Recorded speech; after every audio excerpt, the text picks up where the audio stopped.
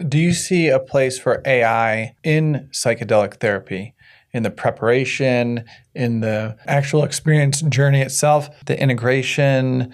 Can it be supportive in any of that? I think so. They're already using it to record, which is great. Record and summarize and clarify where people are potentially in their psychotherapy sessions with psychedelics, what themes are showing up. But again, it's kind of like, okay, you get this recording and you can listen to this recording of your experience. But if you're with a human being, a therapist who's there with you, who's talking about it with you, I think it's a much better experience that you're going to have with someone who can actually work with you live in a shared experiencing. Like AI just doesn't know, and it's not going to know what it feels like to have any of that stuff happening or going on internally. And that's where its limitation is going to be. It's going to be limited. It doesn't feel emotions. It's only language. And language without emotion is what?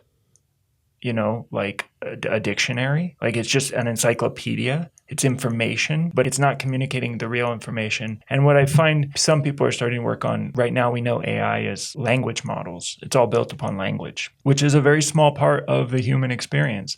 And when we communicate, it's said that, I don't, not statistics and numbers, I'm not a huge fan of, but it's said that most language is happening non-verbally. So if we're using... That's why texts can be so misconstrued. It's like the numbers I'd heard is the actual words themselves are less than 10% of the communication. It's more of our voice inflection and our mannerisms and the energy behind it. Exactly. So how do we replace that? If all our communication is getting replaced with AI, with this perfect written out stuff with no nuance, no emotion, does it cause us to feel less emotion? Does it take away the emotional part of what we are as human beings? And then we start to crave that. We start to seek that in heightened experiences, because we don't have it anymore in just our day-to-day life. This podcast is brought to you by B Micro, a company I'm deeply passionate about because I founded it in 2018. It's USDA organic freeze-dried microgreens for everyday nutrition and detox. Sprinkle them on any meal or take them as a capsule to enjoy the many healthy benefits. Shop now at bmicro.farm. Use code STEVE15 to save. I think that's an interesting thing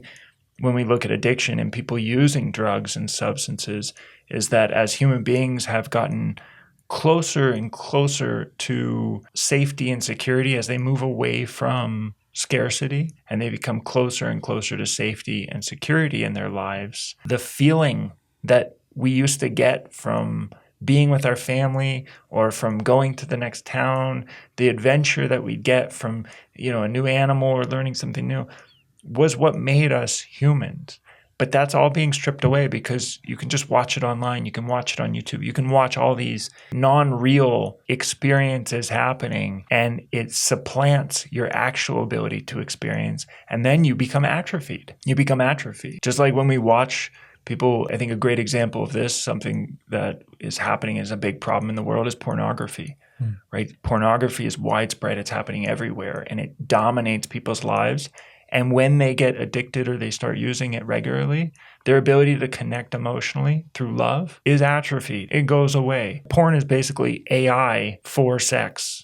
That's all it is. It's sex AI, right? It's created a thing that you can then use to achieve the goal quicker. But you take away all of this human experiencing. And then people feel shame, they feel lack, they feel all these things around it, and it's never as fulfilling.